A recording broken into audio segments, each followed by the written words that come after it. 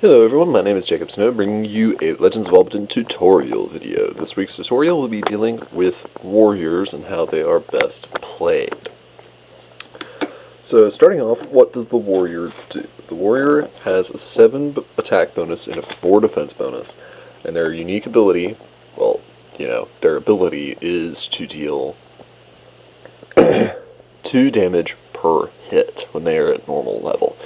The amount of damage they do per hit increases as they level up to 3 damage at Legendary and 4 damage at Mythic. If you can get a warrior to Mythic, you will have one of the most powerful characters in the game. The role I would best describe a warrior as is removal. He's really great at taking enemy characters off the battlefield that you don't want on the battlefield. He works best with another character, such as a priest, a sorcerer, or an archer that can keep him supported from the rear without, getting in his way, because the warrior does best in combat situations.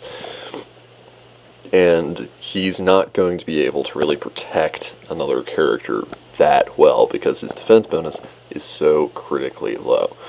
The ideal situation for a warrior is one like this, where he can move up using only 2 actions and make an attack, and for the purpose of posterity we're just going to say it hits, and remove his foe from the table. The situation you never want your warrior to be in is where he is within one space of several characters. Hold on. If your situation looks like this at the end of your warrior's turn,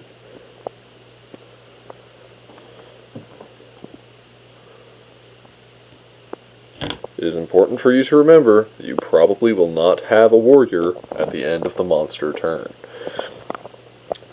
Warrior's greatest weakness, however, is not even being completely surrounded, although that is a devastating situation. In this instance, he's surrounded by 3 highwaymen, although you could substitute highwaymen for the legendary monster thugs. The point is that these guys have a lower attack bonus than almost any other monster in the game. They have an attack bonus of 5, so a warrior could potentially survive this if the dice land right. However, warrior's greatest weakness is to enemy ranged support.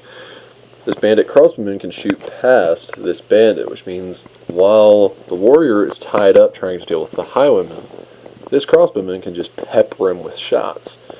And as the crossbowman shares the same bonuses as the warrior, a 7 to attack and a 4 to defense, the crossbowman will almost guaranteedly hit the warrior unless the crossbowman rolls a 1 and the warrior a 5 or better. Well, 4 or better if the crossbowman rolls a 1, but at 2 it has to be 5 or better. The reason you want a character, preferably a sorcerer / sorceress or an archer, is because the warrior can stand in the front of the character, but in this case, my sorceress, Sophie, her shot is not blocked because she's a magic type character. If she was an archer, that would work as well. Priests also carry the same type of attack as a sorcerer / sorceress, a magical type attack, which means it can just shoot past as many occupied squares as it wants. That was a rule that we came up with during the beta because, come on man, it's magic, you can do that. So ideally, you're going to have a sorcerer or sorceress in the back row giving support to the warrior so that this doesn't happen. Let's say that the warrior moved in and was able to remove 2 of these monsters, but this guy escaped. And also, this crossbowman is still right here, poised and ready to strike. The sorceress is within range. 1, 2, 3, 4, 5, 6. This crossbowman is resting on the 6th square, which is at the maximum edge of her range, but still in her range.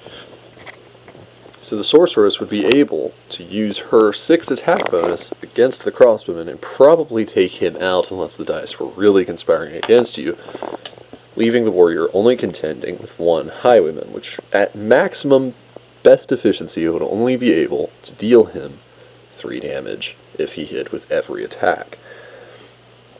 Now, in regards to the skill system, if you're not using the skill system, don't worry. If you are, the advice of the developer, that's me, is to give your warrior the sprint skill. Okay, the warrior has a 7 attack bonus, which means if they sprint once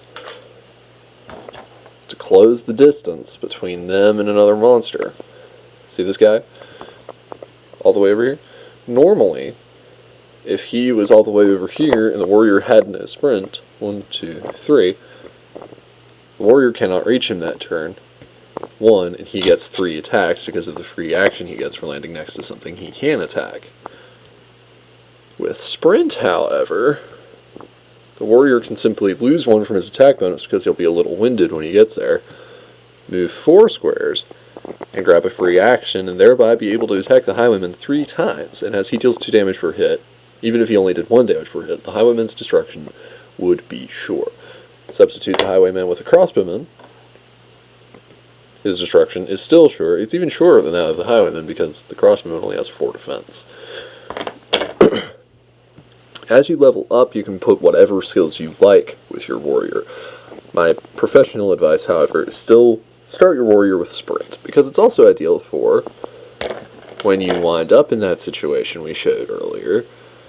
While most warriors, like character-wise, probably wouldn't run away, sometimes it actually is the smarter course of action to disengage from a battle so you can fight it again later on more favorable terms. Just sprint 1, 2, 3, 4. And now at best, all these guys can do to you is, well, most of them can't reach you. One of them can. That guy that just fell over right there, he could still have reached you. But you would be mostly safe. I hope you enjoyed this video. I hope it gave you a better understanding of how the warrior works and how the warrior should be played. Hoping to put up tutorial videos for pretty much all of the classes before everything is said and done. I really enjoy doing them, and I really enjoy filming these videos for you guys. God bless. May all your adventures end in victory. Have a great rest of the week.